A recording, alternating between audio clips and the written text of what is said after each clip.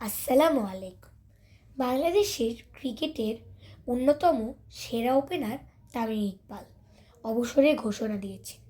আজকের ভিডিওতে আমরা জানতে চলেছি তামিম ইকবালের কিছু মুহূর্ত। তামিম ইকবাল, যিনি 2007 সালে বিশ্বকাপে ভারতের বিপক্ষে একটি ঐতিহাসিক ইনিংস খেলেছেন। তিনি বাংলাদেশের হয়ে 15 বছর খেলেছেন এবং 12,000 রান করেছেন। 2015 ও 19 সালে তিনি দুর্দান্ত ফর্মে ছিল। 2019 সালে তিনি 200 রান করে ডাবল সেঞ্চুরির মালিক হয়ে আছেন। তবে চোট ও অন্যান্য সমস্যা থাকার কারণে শেষমেশ 2025 সালে তিনি অবসর নিলেন।